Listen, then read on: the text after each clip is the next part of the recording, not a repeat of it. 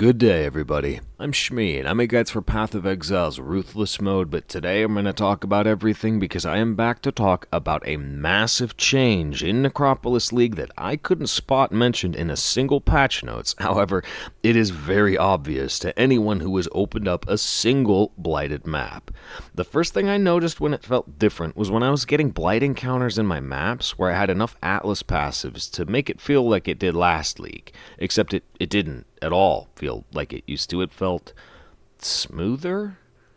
It was hard to put my finger on the exact change, but then I ran my first Blighted map. The immediate assault on my graphics card made it crystal clear that there was some kind of change to how Blight works or how it spawns or something. I mean, other than 90% less frames. And it became very clear as I ran that Blighted map. When the timer is running, if you clear out a lane, then a new pack of monsters will spawn immediately. Previously, there were all kinds of awkward pauses, and every 10 seconds a new pack will spawn, and here's a 5-second delay for no reason, waiting for the next lane to open. But all of those delays have either been significantly reduced or outright removed. In your maps, when you usually don't see more than 5 or 6 lanes, the performance issue never shows up, so it doesn't matter. That's why it all felt so smooth.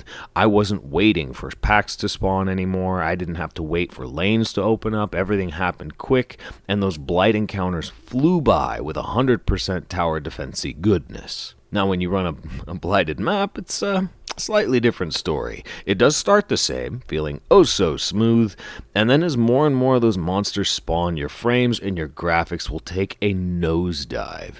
But I mean, here's the thing.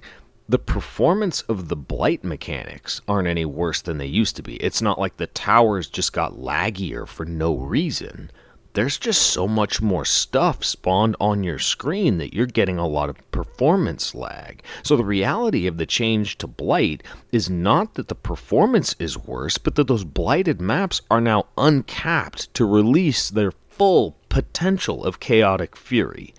And mostly they release that fury on your CPU, but still, Blight encounters are laggy, yes, but now they are as awesome as they can potentially be. And you see, I'm an old man, so I can remember when most games were turn-based and when graphics were supposed to be in 8 bits. I just approach the performance lag like it's another layer of difficulty, and if you do that, you will find that Blighted maps have never been better. The fact that monsters are spawning faster now, without delay, means that taking an aggressive tower strategy will actually give you more resources to build towers than doing the Glacial Cage, Stunlock, passive strategy that most other people do.